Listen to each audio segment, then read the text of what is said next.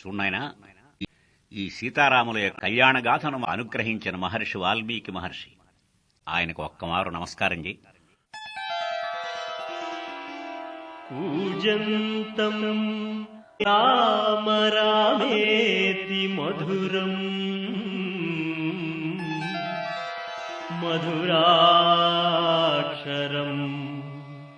ఆరుహ్య కవితా శాఖా వందే వాల్మీకి కోకిలం వందే వాల్మీకి కోకిలం.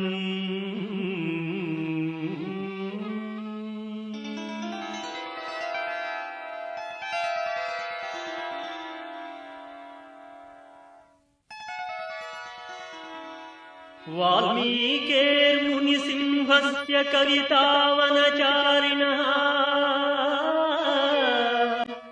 శృణ్వన్ రామకథానాదం కో నయాతి పరాంగతిం.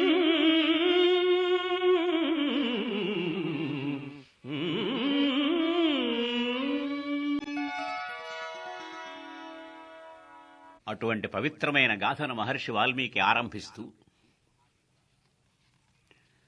మహాజనులారా, ఈ మానవజాతికి మూలపురుషుడైన వాడు మనువు. ఆ మనువు నుంచి సాగి వచ్చిన ఇక్ష్వాకులో దశరథుడు అనే మహారాజు అయోధ్యానగరం రాజధానిగా కోసల దేశాన్ని పాలిస్తున్నాడు. అంతకుముందు ఎందరెందరో మహనీయులు ఆ రాజ్యాన్ని పాలించి ధర్మపథం తప్పకుండా ప్రజలందరినీ కన్నబిడ్డల వలె చూస్తూ వర్ణ ఆశ్రమ ఆచార ధర్మాలన్నిటినీ తాము ముందుగా ఆచరించి లోకానికి చూపుతూ లోక కళ్యాణకాంక్షకే జీవితాన్ని అంకితం చేసి స్వర్గస్థులయ్యారు. అనంతరం దశరథుడు మహారాజయ్యాడు. వారి పురోహితుల వారు శ్రీ వశిష్ఠులు, ఇంకా వామదేవ, కాశ్యప, సుయజ్ఞ, గౌతమ, జాబాలి వీరందరూ ఆ వంశశ్రేయస్సు కోసం నిఖిలములైనటువంటి వేదకర్మలు సాగిస్తూ ఉండే ఋత్విజులు. ఇక ఈ మహారాజుకి దృష్టి, విజయ, జయంత, సురాష్ట్ర, రాష్ట్రవర్ధన, అనోప, ధర్మపాల, సుమంత్రులు అనేవారు ఆయన మంత్రివర్గ సభ్యులు. దశరథ మహారాజు యొక్క ఏలుబడిలో ఎక్కడా అన్యాయం జరిగేది కాదు, అత్యాచారాలు లేవు, అక్రమాలకు అవకాశం లేదు.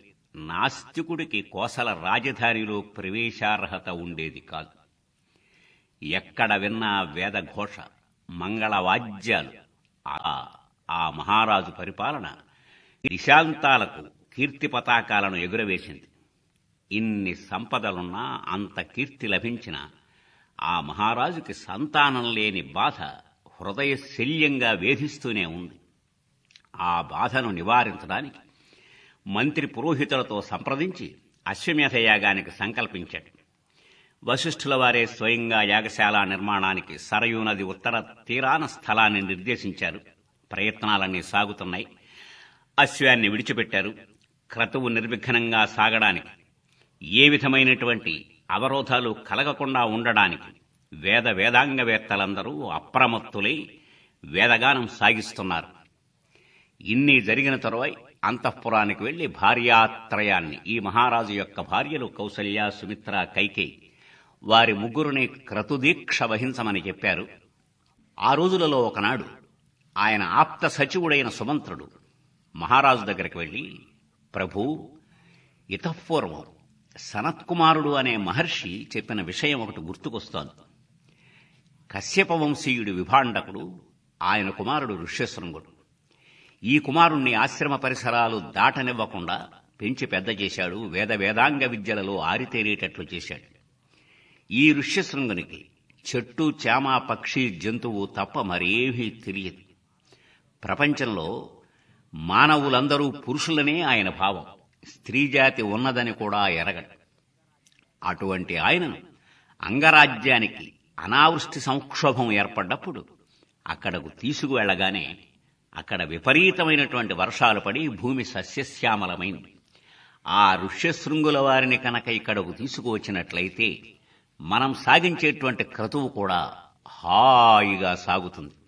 నిర్విఘ్నంగా మన కోరిక నెరవేరుతుంది అనగానే దశరథుడు స్వయంగా అంగరాజ్యానికి వెళ్లి రోమపాదు మహారాజు యొక్క అతిథి సత్కారాలన్నీ స్వీకరించి రాజమందిరంలో ఉచిత మర్యాదలన్నీ అందుకుని ఆ తరువాయి సనత్కుమార మహర్షి కథను విని తనతో పాటు ఆ ఋష్యశృంగుని శాంతను వెంటబెట్టుకుని అయోధ్యానగరానికి వచ్చాడు. పరమానందంతో శాంత ఋష్యశృంగులు అంతఃపురంలో హాయిగా సుఖభోగాలు అనుభవిస్తున్నారు. వారికి ఏ విధమైనటువంటి అవాంతరాలు కలగకుండా చూస్తున్నారు రాజపరివారం. వసంత ఋతువు ప్రవేశించింది. ఋష్యశృంగుల వారి ఆదేశానుసారం యజ్ఞశాలలో సర్వ సంభారాలు సన్నద్ధం చేశారు. ఆయనే బ్రహ్మపీఠాన్ని అధివసించారు. వశిష్ఠుల వారు అధ్వర్యులుగా ఉన్నారు. సుయజ్ఞ వామదేవ జాబాలి ప్రముఖులు ఋత్విజులుగా విఘ్న శాంతిక్రియలన్నీ సాగుతున్నాయి. అక్కడ తలలు పండిన స్థపతులు, శిల్పకళా కోవిదులు గురువుల ఆదేశానుసారం యజ్ఞశాల నిర్మించారు. యజ్ఞ దర్శనానికి వచ్చే పౌర జానపదులకు, ప్రత్యేక ఆహ్వానాల మీద వచ్చిన రాజపురుషులకు, రాజులకు, విద్వాంసులకు, కళాకారులకు ప్రత్యేకమైన ఏర్పాట్లు చేశారు. సంవత్సర కాలం సాగే ఆ మహాక్రతువులో ఎవరికీ ఏ క్లేశము కలగకుండా ధనధాన్యాలు, వస్త్రాలు సమృద్ధంగా ఉంచారు.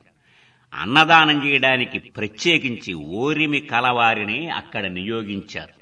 ఎవరినీ విసుక్కోకుండా చిరునవ్వుతో అన్నదానం సాగాలి అని ఆజ్ఞాపించారు. జనక మహారాజు, పుత్ర సమేతంగా కేకయ దేశాధీశుడు, అశ్వపతి, అంగ విషయాధిపతి రోమపాదుడు, ఈ మిత్రదేశాల వారందరూ వారి బంధువులతో స్వయంగా విచ్చేశారు. అందరికీ సత్కారాలు సాగుతున్నాయి. గ్రీష్మ, వర్ష, శరత్, హేమంత శిశిరాలు వెళ్లిపోయాయి. మళ్లీ వసంతం ప్రవేశించింది. యజ్ఞశాలలో వేదగానం నిర్విరామంగా సాగుతోంది. నిర్విరామంగా అన్నదానము సాగుతోంది. పాకకళా కోవిదులైన వారు ఏ అలసట లేకుండా పంచభక్ష్యాలు అందిస్తున్నారు. ఆకలి అనే మాట యజ్ఞశాల పరిసరాలలో వినపడకుండా సమారాధనలు సాగుతున్నాయి. హాయిగా వడ్డించండి, సుఖంగా తినండి, ఇదిగో వస్త్రాలు, ఇదిగో ధనరాశులు, మీకు రత్నకొండలాలు, ఇలా ఎక్కడ విన్నా దానము, ధర్మము. అక్కడికి వచ్చిన వారందరూ చాలు బాబు చాలు, తృప్తిగా ఉంది అన్నమాటే తప్ప కావాలి అన్నవాడు లేడు. నానా ప్రాంతాల నుండి వచ్చిన విద్వాంసులు, మహర్షులు అపరాహ్న వేళ దర్శన సిద్ధాంతాలు సాగిస్తూ ఉండేవారు. అక్కడ సాక్షాత్తు సరస్వతీదేవి ప్రత్యక్షమైనట్లు అనిపించేది. ఆ యజ్ఞశాలలో వేదాంగవేత్తల గోష్ఠులు, వేదమంత్రోచ్చారణ హాయిగా ముఖరితమవుతోంది. యజ్ఞం సాగుతోంది. అష్టకోణాలున్న యూపస్తంభాలను గంధ పుష్పాలతో అలంకరించారు. నూతన వస్త్రాలతో ఆచ్ఛాదించారు. వెండి రెక్కలున్న గరుత్మంతునిలా చితాగ్నికుండాన్ని తీర్చిదిద్దారు. దేవతాప్రీతి సాగుతోంది. 300 పశువులతో సవనాశ్వాన్ని వధించారు. సంవత్సరం పూర్తి కాగానే అధ్వర్యుడు వపాహోమం చేశాడు. వపాధూమాన్ని ఆఘ్రాణించిన అనంతరం 14 ఋత్విజులు ఆ సవన అశ్వ అంగాలను హోమం చేశారు. మొదటి నాడు అగ్నిష్టోమం, రెండో నాడు జ్యోతిష్టోమం, మూడో నాడు అతిరాత్రమనబడే సర్వస్తోమ హోమాన్ని నడిపించారు. హోతకు తూర్పు దిక్కుని, అధ్వర్యునికి పశ్చిమ దిక్కుని, బ్రహ్మకు దక్షిణ దిక్కుని, ఉద్గాతకు ఉత్తర దిక్కును దక్షిణగా ధారపోశాడు దశరథుడు. అప్పుడు వారందరూ, మహారాజా, దేశరక్షణ అనేది మా విధి కాదు, మా పని కాదు, దీనిని మీరే స్వీకరించాలి అనడంతో దశరథుడు కోట్ల బంగారు ముద్రికలు, కోట్ల వెండి నాణ్యాలు వారికిచ్చి రాజ్యాన్ని మళ్లీ తాను స్వీకరించాడు. వచ్చిన వారందరికీ ఏమీ లోటు లేకుండా అన్ని విధములైన దానాలు సాగుతున్నాయి. అసంఖ్యాక జనం అన్నదానంతో పరితృప్తిని పొందుతోంది. సర్వదేవతలు తృప్తులయ్యారు. అప్పుడు అగ్నికుండం నుండి బలవీర్య సంపన్నుడు, సింహకేసర సదృశ జటామండితుడు, మహోన్నత గిరిశృంగ నిభుడు, సూర్యప్రభాభాసితుడు అయి కృష్ణాంబరంతో ఒక మహాపురుషుడు ఆవిర్భవించి జలద గంభీరధ్వానంతో, దశరథ, ఇదిగో ఆరోగ్య శ్రీ సమృద్ధమైన పాయసపాత్రను స్వీకరించి దీనిని భార్యలకు అందించు. దీనిని ఆరగించిన వారికి ఉత్తమ సంతానం కలుగుతుంది అని అదృశ్యమయ్యాడు. దశరథ మహారాజు బ్రహ్మానందభరితుడై ఆ పాత్రను స్వీకరించాడు. అంతఃపురం చేరాడు. పాత్రలోని పాయసంలో సగం కౌసల్యకిచ్చాడు. మిగిలిన దానిలో సగం సుమిత్రకిచ్చి ఉన్నదానిని 2 భాగాలు చేసి కైకకు సుమిత్రకు ఇచ్చాడు. ఇష్టి పూర్తి అయింది. సంవత్సరం నడిచి మళ్లీ వసంతం ప్రవేశించింది. అప్పటికి కౌసల్యాదేవి, సుమిత్ర, కైకేయి ముగ్గురు 4 బిడ్డలను ప్రసవించారు. వారికి పెద్దవాడికి రాముడని, 2వ వాడికి భరతుడని, 3వ వానికి లక్ష్మణుడని, 4వ వానికి శత్రుఘ్నుడని నామకరణాలు జరిపించారు కులగురువులు వశిష్ఠుల వారు. శ్రీ సముపేతమైన అయోధ్యానగరంలో దశరథనందనులు రామలక్ష్మణ భరత శత్రుఘ్నులు బాల్యక్రీడలు ముగించారు. సర్వశస్త్ర అస్త్ర ధనుర్వేద విధులవుతున్నారు. ఆ రోజులలో యజ్ఞ విధ్వంసనానికి ఉపక్రమించే రాక్షసులను సంహరింపజేయడానికి విశ్వామిత్ర మహర్షి అయోధ్యానగరానికి వచ్చాడు.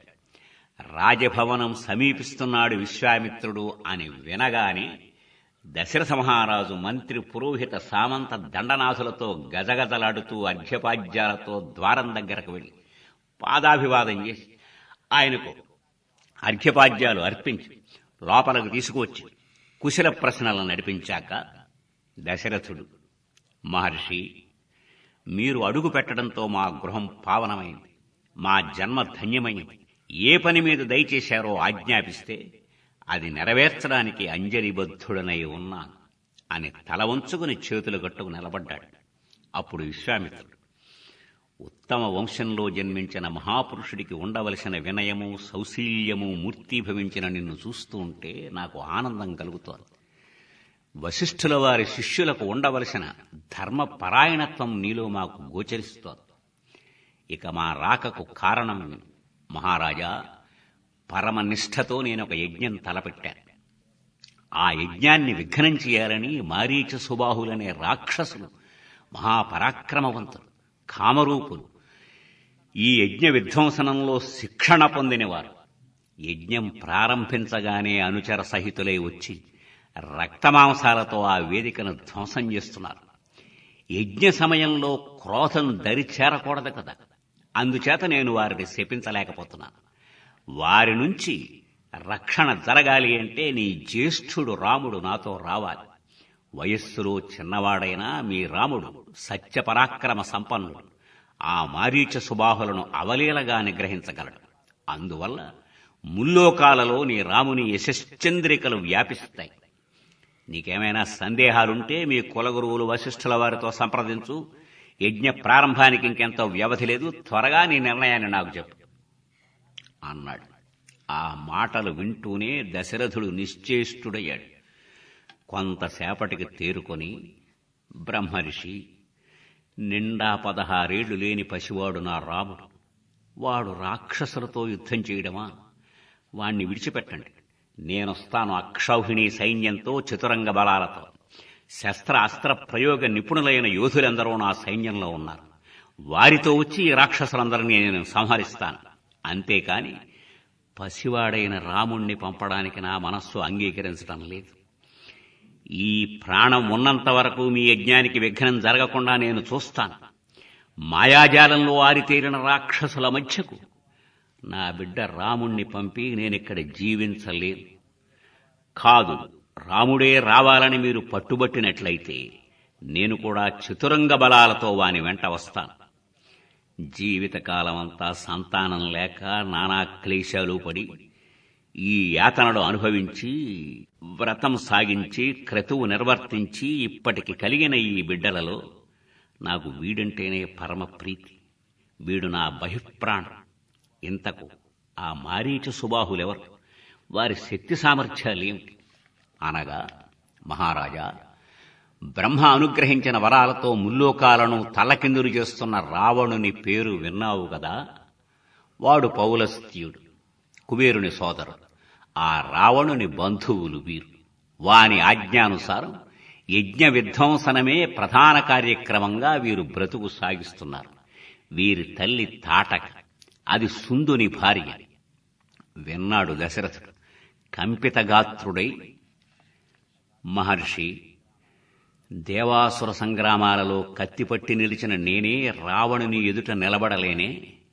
ఇక నా బిడ్డ రాముడు అకృతాస్త్రుడు. వాడు ఆ మారీచ సుబాహుల ముందు నిలవగలడా? ఈ పసికందును ఆ రాక్షసులకు చేజేతులా బలి ఇవ్వలేను. చాలా సంతోషం మహారాజా. ఏం కోరినా ఇస్తానన్నావే? రఘువంశీయులు ఆడి తప్పుతారని వినలేదయ్యా ఎప్పుడు మేము. సరే, ఇదే నీ నిశ్చయమైనట్లయితే వచ్చిన దారిని నేను వెడుతున్నాను. నువ్వు నీ బిడ్డలు హాయిగా సుఖంగా భోగాలు అనుభవిస్తూ అంతఃపురంలో ఉండండి. ఆ సమయంలో విశ్వామిత్రుని కన్నులు తిలకించిన భూత పంచకం గజగదలాడుతోంది. సృష్టికి ప్రతి సృష్టి చేసిన విశ్వామిత్రుని శక్తి ఎరిగిన వశిష్ఠుల వారు, మహారాజా, ఇక్ష్వాకు వంశంలో పుట్టి ధర్మప్రభువుగా ఆడిన మాట తప్పనివాడుగా కీర్తి పొందావే, అటువంటి నువ్వేనా ఈ మాట్లాడుతోంది? ఈ విశ్వామిత్రుడు ఎంతటివాడో నీకు తెలిసినట్లు లేదు. రూపుదాల్చిన ధర్మమూర్తి, నిర్వక్ర పరాక్రముడు, మహాతపస్శాలి. దివ్యాస్త్రాలన్నీ ఆయన అధీనంలో ఉన్నాయి. జృంభకాద్యస్త్రాలన్నీ స్వాధీనం చేసుకున్నవాడు, సర్వ రాక్షస సంహార సమర్థుడు. అందుకని నిస్సంకోచంగా నీ రాముణ్ణి ఆయనతో పంపు. నీ రాముడికి సర్వవిధాలా అది శ్రేయోదాయకం అని బోధించగా ధైర్యం చెక్కబట్టుకుని దశరథుడు రామలక్ష్మణులిద్దరినీ సభాస్థలికి రప్పించాడు. వస్తూనే వారు తండ్రికి పాదాభివాదం చేశారు. ప్రక్కనున్న గురువులకు మహర్షికి నమస్కరించారు. లేవనెత్తి గాఢాలింగనం చేసుకుని దశరథుడు మూర్ధాఘ్రాణం చేసి, అయ్యా, ఇదిగో నా బిడ్డలను మీ వెంట పంపుతున్నాను అన్నాడు. విశ్వామిత్రుడు బయలుదేరాడు. రామలక్ష్మణులు అనుసరిస్తున్నారు. సరయూ తీరం వెంట సాగుతున్న వారిని చూస్తే 3 పడగల కోడెనాగు పరుగు పరుగున సాగుతున్నట్టుంది. ధనుష్పాణులు, ఖడ్గాలంకృత దేహులు, తేజస్సౌందర్య ధనులు ఆ రామలక్ష్మణులు వెనుక వస్తూ ఉంటే అశ్వినీ దేవతల ముందు సాగుతున్న ప్రజాపతిలా ఉన్నాడు విశ్వామిత్రుడు. అర్ధయోజన దూరం నడిచే వరకు వెనుదిరిగి చూడలేదు విశ్వామిత్రుడు. అక్కడ ఆగి తల త్రిప్పి వాత్సల్యపూరితమైన కంఠంతో, రామా, కాలాతిక్రమణం కాకుండా ఈ సరయూ నదీ జలాలలో ఆచమనం చేసి నిలబడు. నీకు బల అతిబలా విద్యలు ఇస్తున్నాను. ఇవి జ్ఞాన మాతృస్థానాలు. ఈ విద్యలు కలవారికి ఆకలి దప్పిక ఉండవు. ఎంత పని చేసినా శ్రమ ఉండదు. ఏ వ్యాధి సోకదు. నిద్రా జాగ్రత్త అవస్థలలో ఏ రాక్షస శక్తి మన మీదకి రాదు. ఈ విద్యతో నువ్వు సౌభాగ్య శ్రేయస్సులు పొందుతావు. నిన్ను ఆశ్రయించి ఈ విద్యలు రాణిస్తాయి అనగానే రాముడు నదీ జలాలలో పాదప్రక్షాళనం చేసి ఆచమనం చేసి నిలబడ్డాడు. విశ్వామిత్రుడు విద్యలు అనుగ్రహించాడు. ఆ విద్యలను విశ్వామిత్రుని ఆజ్ఞానుసారం లక్ష్మణస్వామికి బోధించాడు. ఆ రాత్రికి అక్కడే విశ్రమించారు. ఆయన ఏవేవో కథలు చెబుతున్నాడు. రాజపుత్రులు అయోధ్యానగరంలోని అంతఃపురంలో హంసతూలికా తల్పాల మీద శయనించవలసిన కుర్రవాళ్లు గడ్డి పరకల మీద పడుక్కున్నారు ఆ రాత్రి మహర్షితో. తెలతెలవారుతోంది. మధుర గంభీర స్వరంతో, కౌసల్యా సుప్రజా రామా పూర్వా సంధ్యా ప్రవర్తతే ఉత్తిష్ఠ నరశార్దూలా కర్తవ్యం దైవమాహ్నికం.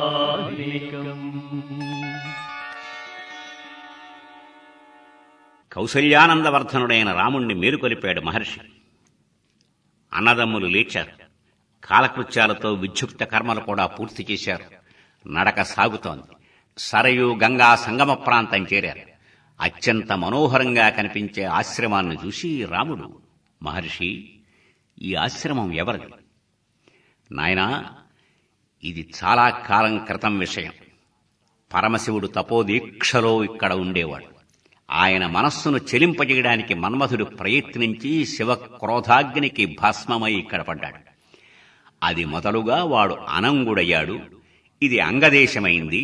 దీన్ని కామాశ్రమం అని పిలుస్తారు.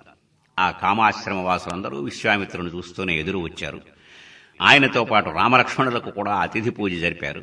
ఆ రాత్రి అక్కడ గడిపి తెలతెలవారుతుండగా ముందుకు సాగుతున్నారు. సాగుతుంటే మధ్యలో నీరు ఉబికి విరిగి పడుతున్న ధ్వని వినిపించి రాముడు, మహర్షి, ఏమిటా వస్తున్న ధ్వని? నాయనా, బ్రహ్మ సృష్టించిన మానస సరోవరం ఎరుగుదు కదా. ఆ సరస్సు నుండి వెలువడేది సరయూ నది. అది ఇక్కడ గంగా నదితో సంగమిస్తుంది.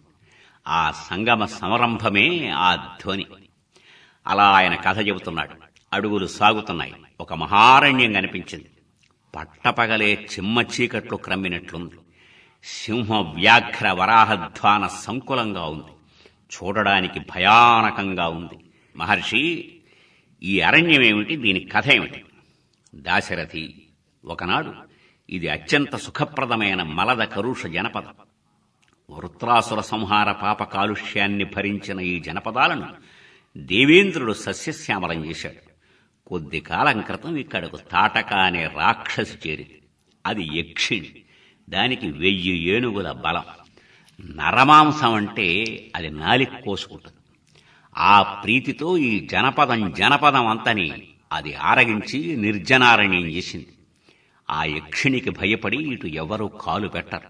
ఇప్పుడు మనం దాన్ని సంహరించి ఈ అరణ్యాన్ని వాసయోగ్యం చేయాలి అనగా రాముడు, మహర్షి, యక్షులు అంతటి బలవంతులు అని ఎప్పుడూ మేము వినలేదే, దానికి ఇంత శక్తి ఎక్కడది?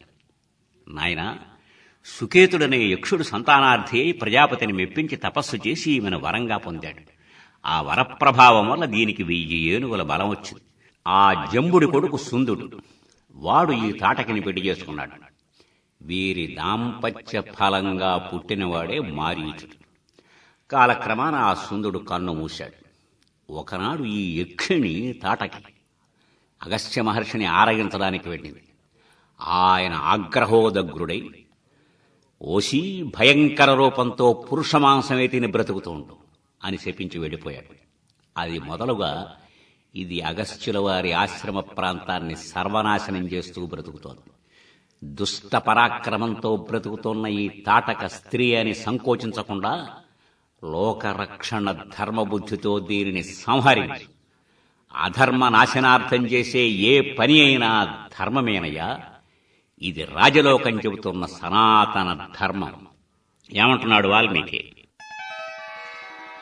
నృశంసం అనృశంసం వా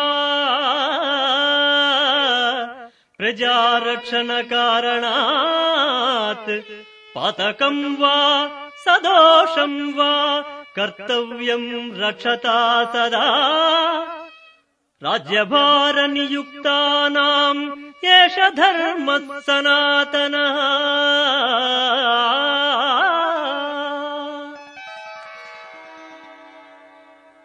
అధర్మ మార్గాన సాగే విరోచనపుత్రి అయిన మంథరను పురుహూతుడు కడతీర్చిన కథ విన్నావు.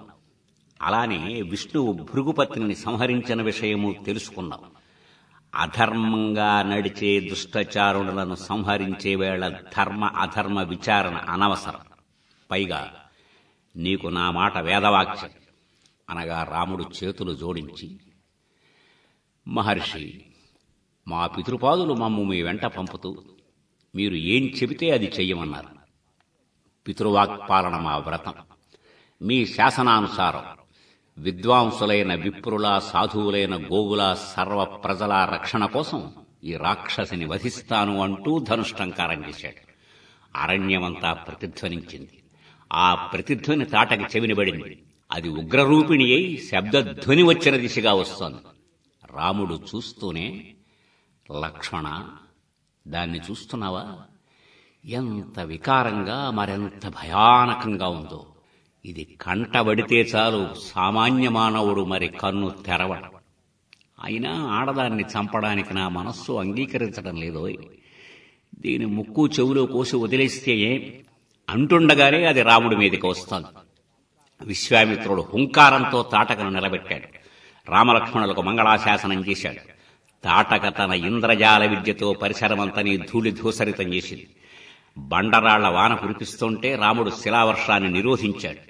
అది తీవ్ర క్రోధంతో 2 బాహువులు చాచి మీదికి రాబోతుంటే రాముడు తన వాడి కత్తితో దాని 2 చేతులు నరికి పారేశాడు. లక్ష్మణుడు ముక్కు చెవులు కోశాడు. చేతులు తెగి ముక్కు చెవులు కోసుకుపోయినా అది క్రోధం విడిచిపెట్టకుండా రాళ్లవాన కురిపిస్తోంది. చూశాడు విశ్వామిత్రుడు.